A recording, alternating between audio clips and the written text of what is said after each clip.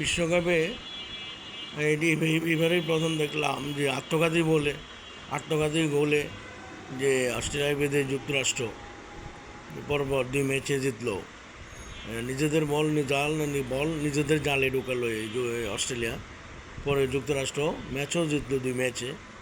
এটা আসলে অনেক সময় আত্মসচেতনতার অভাব বা নিজেদের গোল নিজেদের বলে ঢুকে দেওয়া, তাইলে অন্য পক্ষ জিতে গেল, সেই সুযোগটাই নিল যুক্তরাষ্ট্র।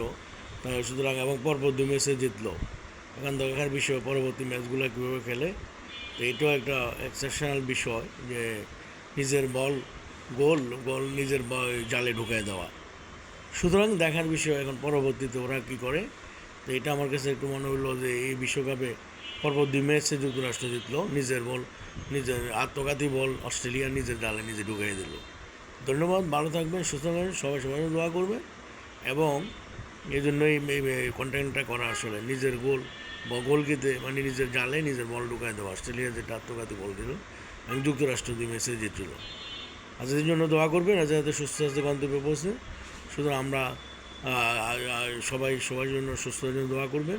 আমরা রসুল্লাহ আমাকে সালাম দিয়ে শেষ করছি। আসসালামু আলাইকুম রাসূলুল্লাহ। ধন্যবাদ। আসসালামু আলাইকুম রহমতুল্লাহ।